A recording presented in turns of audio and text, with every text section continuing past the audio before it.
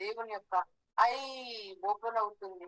ఆ పిల్లలారా, దేవుని యొక్క స్పిరిట్ రెలంలో అనేకమైన ఐస్ తెరవబడుతున్నాయి.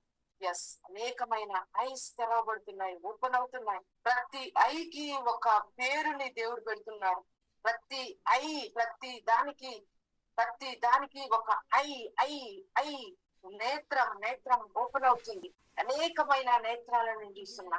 దేవుని యొక్క ఆత్మతోటి నేను స్పిరిట్ లో నేను ఏదైతే నేను ఆత్మతోటి కనెక్ట్ అయ్యానో దాన్ని నేను రిలీజ్ అయిపోతున్నా.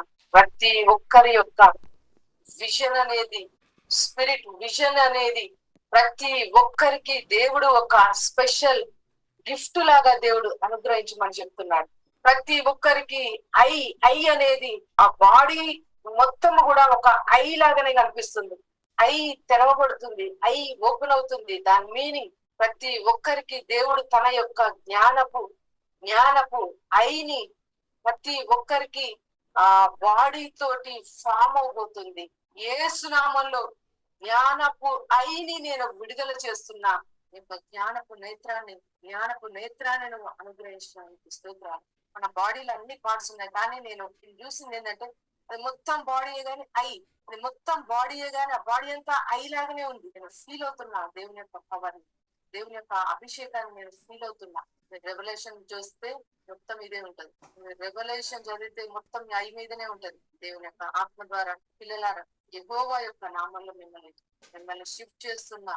నువ్వు ఎక్కడున్నావో దాని నుంచి నేను నిన్ను షిఫ్ట్ చేస్తున్నాను. నేను ఎక్కడ ఉన్నా నిన్ను ముందుకు నేను షిఫ్ట్ చేస్తున్నా, ట్రాన్స్ఫర్ చేస్తున్నా. నీ పొజిషన్ నువ్వు ఫోకస్ అనేది ఇంక్రీజ్ చెయ్యమా. నీ ఫోకస్ అన్నది ఇంకా ఇంకా ఇంకా ఇంక్రీజ్ అవబోతుంది ఈ టైం నుంచి. ఎందుకంటే విజ్డమ్ ఐ ఓపెన్ అయింది. దాన్నే థర్డ్ ఐ అంటాం. స్పిరిచువల్ రెలంలో ఇది ఓపెన్ అయింది. ప్రతి ఒక్కరికి దేవుడు దాన్ని రిలీజ్ చేస్తున్నాడు.